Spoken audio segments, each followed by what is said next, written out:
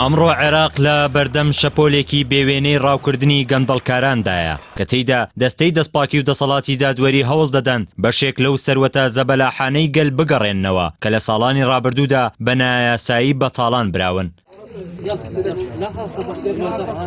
لە نوێترین پێشهاتدا دۆزینەوەی 14 ملیار دیناری عێراقیە کە پەیوەندی بە دۆسیەی عەدنان جومەیلی بریکاری پێشووی وەزارەتی نەوتەوە هەیە. ئەوەی جێگەی باس و سەرسوڕمانە ئەو شێوازە نامە و سوکایەتی پێکردنەیە بە سامانی گشتی کە پارەکان لە ناو چاڵێکی ئاوەڕۆی بارانباریندا شاردرا بوونەوە.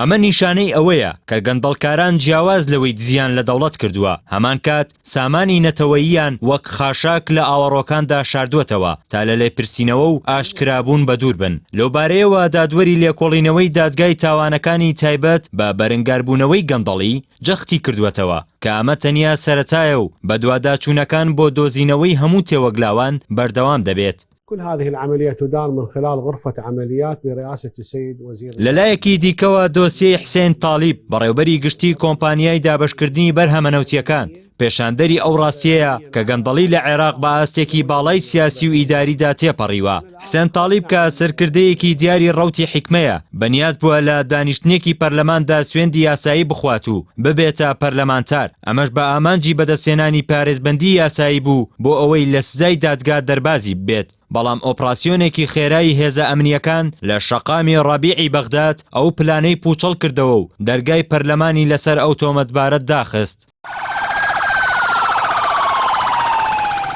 هاوکات لە پارێزگای دیالە دەستەی دەستپاکی دەستی بەسەر دۆسیەیەکی دیکەی دزینی کەرەستەی کارەبادا گرت بە بەهای زیاتر لە 2 ملیار دینار کە بەهۆیەوە 4 فەرمانبەر دەستگیر کران.